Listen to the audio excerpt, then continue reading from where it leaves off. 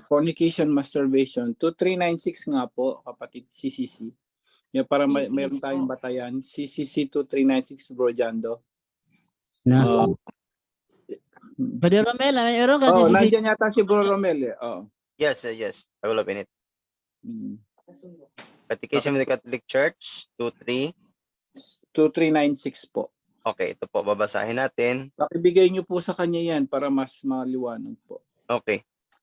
Among the sins gravely contrary to chastity are masturbation, fornication, pornography, and homosexual practices. Homosexual din po, kasama po yung lalaki sa lalaki, babae sa babae, no? Ayon po sa simbahan natin. Gravely, no? Sins, grave sins, mortal sins. So synonyms po niya mortal sins. So kung po yun ay ginagawa niya, that's sins against God. Pag tuloy-tuloy po yan, mahirap po. Lagi ko pong ulit-ulitin to sa mga sa mga kasama natin. 10:35 po na CCC, pag nakamatayan natin, hindi tayo nakapagkumpisal sa mga natin, sa nakamatayan natin mga mortal sin na yan, masturbation, pornography, mga yun nga, lalaki sa lalaki, babae sa babae. 10:35 po na CCC, Bro Romel. Kailangan talaga pigil.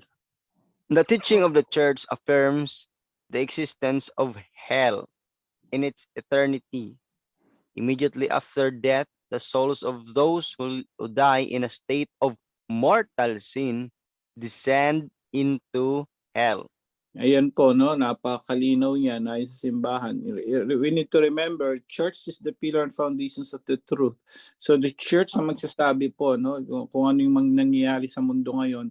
Sila mag-a-analyze, sila magsasabi sa mga tao, ano ba yung mortal sin o hindi. Ayan, isa po yung masturbation. Bakit? Kasi po, ayon sa simbahan natin, even sa mag-asawa po, meron pong restriction din sa mag-asawa.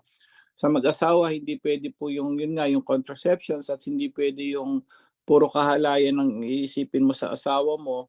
Kasi ayon kay Pope Francis, tandaan po natin, mga nakikinig ngayon, mga may asawa, tandaan po natin, ang married couple, tandaan po natin, dapat tayo ay procreator. So ang pinaka nagtataka yung mga tao, bakit bawal to, bawal yun, bawal to, contraception. Minsan may pinagdadasaan mo lang, pati nga yung online kayo, nag-online sex kayo, or something, but bakit kaya, ako rin minsan natanong ko yun, but through my research po, why the reason is yung simbahan dyan is nga, they're wasting, si wina-waste mo yung seed of life, yun ang hindi alam ng maraming tao. Hindi wina-waste mo yung, lalo na sa lalaki, yung imbis na yung cell ng lalaki at ng babae mag-create ng tao, ang nangyayari po, wasting.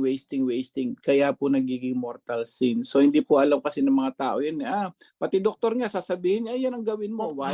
Wala naman pong alam si Doc sa pagdating sa simbahan. Turo na simbahan si Doc eh. So nasa atin ngayon, ano man ang paniniwalaan nyo, yung doktor o yung simbahan na sugo ng Diyos na pwede tayong maka-impyerno po.